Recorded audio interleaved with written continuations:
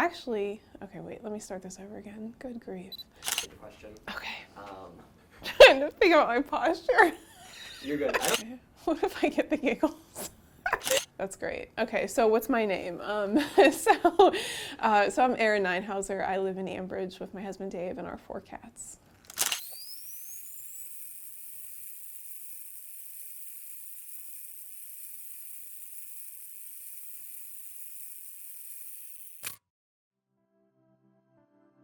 I think my love of photography started when I was in high school or even younger. And my grandpa was a photographer and my mom took photos for the church confirmation classes and all that. So she had the old film equipment. And even before I had a camera, I would always seek out peaceful places like on the outskirts of Newcastle. There were just a lot of back roads and a lot of farms and places where you could just kind of go and see an open expanse or see anything, just beautiful scenery. So when I started taking photos, it was a way to try to understand the world around me a little bit better. There's a lot of freedom in having a creative pursuit, whether or not you're any good at it. Because for, 10 years, I was really terrible at it. Any good photos that I took in the first 10 years of doing this were purely an accident. I think that's the case for a lot of people. But as an introvert, it was a way to kind of exist in those settings in a way that was more comfortable because I could observe and document and not necessarily, I could be a part of it without being, at the center of it, which was cool. So it's slow and it's still. It can freeze just a moment of somebody, right before they break down into tears or right before they have a joyful laugh. And often those facial expressions or that body language isn't really that different, right? The joy and the anguish are kind of right there together.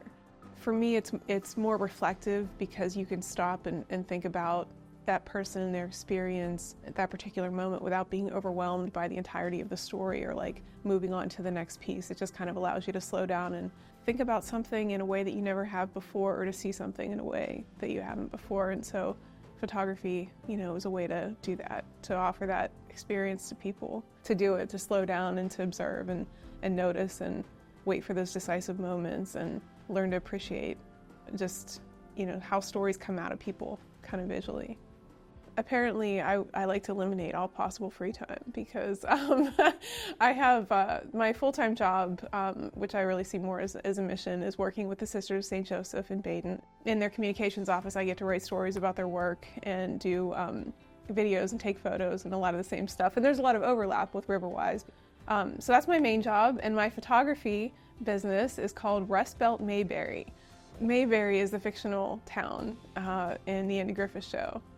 A community where people looked after each other and they did the right thing, not because they were forced to, but because they wanted to. And so naming my photography business Rustbelt Mayberry was kind of a way to pay homage to that spirit that still exists in our communities. Even though times have been tough, there's still definitely a thread where people care about and look out for each other. And so just wanting to recognize that I see that and I treasure that, and I want other people to see it and treasure it too. So that's where the name came from. When I had to think about what my mission statement is, it's to show people what's special about themselves and their relationships and their community. You don't always see what your gifts are. You're doing it, you're living your life, you're making such a big difference, maybe in ways that are invisible or unseen, but knowing that somebody sees that can be really affirming and really help people know that they're valuable and they're valued and seen. I think one of the things personally that I've always cared about that has driven all of my work is a desire for people to not give in to despair and cynicism because it's so destructive. It sucks the joy and the soul out of your life, when you just kind of give in and you feel like nothing matters, then what's the point of getting up every day?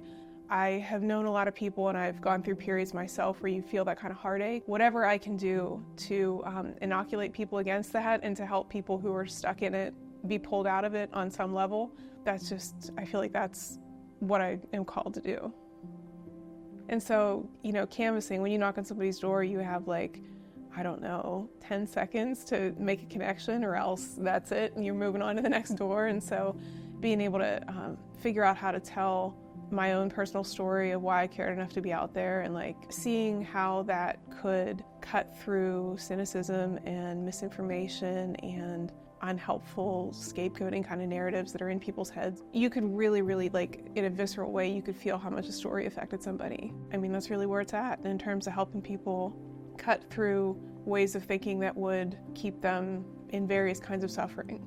How can we speak to the better impulses in people and do that knowing that the bad ones are there? They're there in all of us, but if nobody's in that space, those negative voices will be in that space and they'll have an influence over people. So working at RiverWise has given me the ability to have a positive influence on how people see themselves in their communities, and their ability to change things, and that's really exciting. I love it when I send photos out to people and they're, they love them, or they're, they can see affirmation of how important and special the work is that they're doing, and especially when we're documenting community events where people are coming together to take an action, like being able to share that back with somebody who's put so much into that event, and just being able to show them this is the community you're building, and just that is meaningful, and here's the evidence of that in the photos and in the stories that we tell.